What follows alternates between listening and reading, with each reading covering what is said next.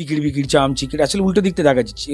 চামে কাটা মজুমদার দিয়ে এলো দামোদার, দামোদারের হাঁড়ি কুড়ি, কটা ভোট পায় গোটা কুড়ি, এইসব করে গুনছে। যখন কুড়ি কুটি ছবি তো কুটকুড়ি হারে না কি বলে একটা মন্ত্র বলেছিলেন মাননীয় মুখ্যমন্ত্রী, কিন্তু শিশু সুলভ। ওনার ছবি আঁকা দেখলেই দেখবেন যে শিশুরা যেমন সুন্দর নিষ্পাপ ছবি আঁকে, তার সঙ্গে মিল পাবেন। ওনার কবিতা পড়বেন মনে হবে কোনো শিশু লিখেছে। এবং কারণ রামকৃষ্ণদেব, স্বামী বিবেকানন্দ সবাইকে এরা তৃণমূল বলে দিয়েছে।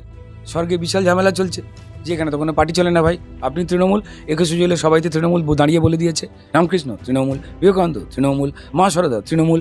এই নিয়ে একটা বিরাট তারা রেগে ফেগে রয়েছেন, ওপরে অশান্তি চলছে। তার মাঝখানে পরিষ্কার আমি খবর পেয়েছিলাম যে শ্রদ্ধেয় ঠাকুর শ্রী অনুকূলচন্দ্র পরিষ্কার সকলের কাছে গিয়ে কৈফিয়ত দিচ্ছেন, আমি কারোর থেকে জমি নিইনি ভাই। রামকৃষ্ণদেব বলছে যে হতে পারে, কারণ আমাকেও এরা ছোট করেছে, আপনাকে এই কথা বলছে। ওদিকে আমি শুনলাম যে কাজী নজরুল ইসলামের সঙ্গে রবীন্দ্রনাথ ঠাকুরেরও বিরাট অশান্তি নাকি লেগে গিয়েছিল, মমতা বন্দ্যোপাধ্যায় লাগিয়েছিলেন। তারা বলে দিয়েছিলেন যে মহাভারত নাকি কাজী নজরুল ইসলাম লিখেছে। এবার রবীন্দ্রনাথ ঠাকুর বলেছেন যে তাহলে কপিরাইটের টাকাটা কোথায় গেল? বাল্মীকি, কৃত্তিবাস ওঝা তারাও সব স্বর্গে ঝামেলা করেছেন, আপনি তাহলে ওইটা লিখলেন কেন? তাহলে আমি কি লিখেছি? বিরাট গন্ডগোল চলছে। রবীন্দ্রনাথ ঠাকুরের সঙ্গে গান্ধীজিরও সমস্যা লেগে গেছে স্বর্গে, কি নাকি লেবুর শরবত খাইয়ে কার অনশন ভেঙেছিল। এই বলছে আমি তখন বেঁচে ছিলামই না, তাহলে আপনি আমায় খাওয়ালেন কি করে? বলছে আমি বলিনি, তৃণমূল বলেছে। এবার সেই লোকটাকে ডেকে খুঁজে নিয়ে আসা হয়েছে যার গাছের লেবু চটকে শরবত বানানো হয়েছিল। সে বলছে বাবু হাম গরিব আদমি, বা হামকো ছোট দেল হো। এবার সেই নিয়ে চলছে। আপনারা শুধু পশ্চিমবঙ্গ নিয়ে ভাবছেন, স্বর্গে অশান্তি লাগিয়ে দিয়েছে তৃণমূল। এই অভূতপূর্ব, এ হয় না কোনো কিছু। কুণাল ঘোষের মতো ভদ্রলোক সারাদিন চেষ্টা করছেন কিভাবে তৃণমূলকে ছোট করা যায় এবং দলটাকে ভাড়া দিয়ে দেওয়া যায়, তুলে দেওয়া যায়। একটা লোক আন্তরিক চেষ্টা করছে, এটা মিথ্যা কথা বলছে ঠিক আছে, বাড়িতে সারাদিন ধরে বলতো, প্রতিবেশীরা বলে বাড়িতে এত জ্বালায় বাইরে বের করে দেয়, বাইরে সমস্ত কথা বলে। আপনাদের যে কোনো বিষয়ে পরিষ্কার কপালের দোষ কুণাল ঘোষ, মানে এটা কি হচ্ছে? রাস্তায় প্রচুর লোক দেবেন চক দিয়ে ইগড়ি বিগড়ি কাটে, বিড়বিড় করে দিনের বেলা তারা গোনে, তাদের কথা তুলে বলতে আছে? তাদের অসম্মান করা হয়। তো ভালো লোকই তো, হ্যাঁ, বিরাট অভিজ্ঞ সাংবাদিক, যন্ত্রণায় রয়েছে। এইভাবে আওয়াজ তুলে আপনারা কথা বলবেন না। একবার ওনার জায়গায় যেতেন, যেভাবে ওনাকে সকালবেলা গুড মর্নিং লিখলে সোশ্যাল মিডিয়ায় সারা পশ্চিমবঙ্গ ঝাঁপিয়ে পড়ে, এই অমুকের বাচ্চা তমুকের বাচ্চা, 3 বছর জেল কেটেছি, 3.5 বছর, এ কি? আমাকে যদি কেউ এরম বলতো আমি তো কামড়ে দিতাম মানুষকে। তার থেকে কুণাল ঘোষের কাছ থেকে ভদ্রতা শেখা উচিত। উনি কাউকে কামড়াচ্ছেন না, উনি ভুল বকছেন, গণতান্ত্রিক অধিকার ভুল বকা। মুখ্যমন্ত্রী ওনাকে অ্যারেস্ট করিয়েছিলেন ওনারই পুলিশ দিয়ে, এমনি। আবার কেন শেষ যন্ত্রণার কথায় তুলছেন? একটা মানুষ অত্যন্ত মানসিকভাবে বিপন্ন, যন্ত্রণায় রয়েছে। যাকে সাদা দাড়িওয়ালা শাহজাহান বলছেন, তার বাড়িতেই 15 টাকা বাঁচাতে বেচারা চা খেতে গিয়ে বলছেন ওর মতো সুদীপদার মতো লোক হয় না, নয়নাবতীর মতো লোক হয় না। যন্ত্রণাটা ফিল করুন।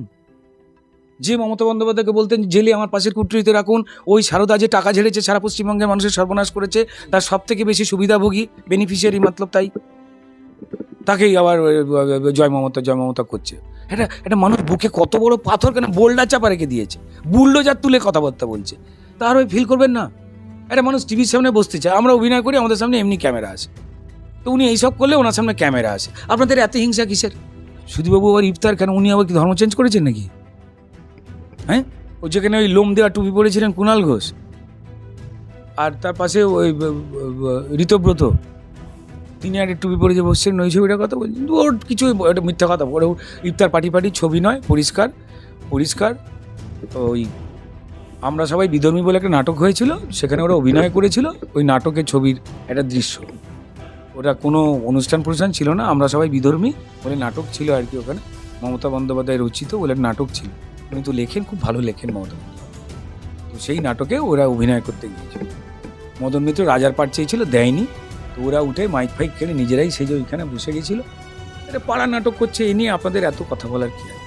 দেখুন, সিপিএমের মীনাক্ষী এবং জুন মালিয়া, তারা দুজনেই মাথায় মমতা বন্দ্যোপাধ্যায়ের স্টাইলে ওই হিজাব ফিজাব পরে ফেলেছে, এরম করছে। সিপিএমের মীনাক্ষীও গুনছেন, জুন মালিয়াও গুনছেন। দেখুন আস্তে আস্তে আমরা এগিয়ে যাচ্ছি। এপ্রিল আছে, এরপর মে, তারপর জুন, ড্যাং ড্যাং রেজাল্ট। এখন এপ্রিল চলছে, ওই গাঁট গুনছে। এপ্রিল তো ফুলই শেষ হবে, তারপর মে আসবে, ছেলেরাও এসে গেছে, মেয়ে আসবে, এবার জুন গরম প্রবল বাড়বে, রাস্তায় কুকুর থাকবে না, ফলাফল বেরোবে, খুব কঠিন সময়। ডাব গাছ চিন্তায় পড়ে গেছে, কত ডাব দেবো যে মানুষ খেয়ে ঠান্ডা হবে, ভাট বকবে না, ভুল বকবে না। শশাওয়ালারাও চিন্তিত, আর কত শশা দেবো পেট ঠান্ডা করবার জন্য। যা হচ্ছে না এগুলো প্রাকৃতিক সমস্যা। আপনারা তৃণমূলেদেরকে তাকিয়ে যা যা দেখছেন এগুলো একটা ওদের তৃণমূলের মিথ্যে কথা নয়, এটা প্রাকৃতিক সমস্যা। প্রাকৃতিক সমস্যায় তারা সাড়া দিচ্ছে, যেমন আমাদের প্রাকৃতিক ডাকে সাড়া দিতে হয়, সকালে বাথরুম যাই, ঠিক তেমন ওরা এই সমস্ত করছে। কি করা যাবে? আমি টাথরুমে ঢুকতে চাই না, এইটুকু জানি যে তৃণমূলের এই গুড়গুড় ফুড়গুড় জায়গায় সমস্যা জন্যই আর কি তারা নরেন্দ্র মোদীজি গরিব মানুষের জন্য শৌচালয় বানিয়ে দিয়েছেন। সেই পায়খানা ঝেড়েও কিন্তু তৃণমূল খেয়ে ফেলেছে, মানে পায়খানা বানাবার টাকা সেটা ঝাড়ছে, ওদের দিয়ে বানাতে দিতে হবে। এবার সেখানে সাধারণ মানুষকে পায়খানা বাথরুম করতে না দিয়ে যদি ওখানেই ওরা ঢুকে বসে থাকি, আমি কী করবো? দেখুন, তৃণমূলের এটা শিষ্টাচার, তোমার ভোট তোমার নয়, তৃণমূলের ভোট। অন্যের ব্যালট খেয়ে ফেলছে, অন্যের বাথরুমে ওরা গিয়ে হেগে আসছে, কী করা যাবে? আমরা তো বলেছি, তো বরাবরই আমরা বলেছি যে পরিষ্কার ভারতীয় জনতা পার্টি, আমরা 24 ঘন্টা মানুষের সঙ্গে মানসিকভাবে পাশে আছি, আর শারীরিকভাবে আমরা 16 ঘন্টা পাশে আছি। মানুষ তার স্ত্রী, সন্তান, পুত্র, স্বামী, পরিবার তাদের সঙ্গে একটু খাটে শোবে। আচ্ছা, আমরা কেন পাশে গিয়ে শোবো বলুন তো? বিজেপি আমরা কেন থাকবো ওইটুকু সময় মানুষের কাছে? এটা তো তার ব্যক্তিগত সময়।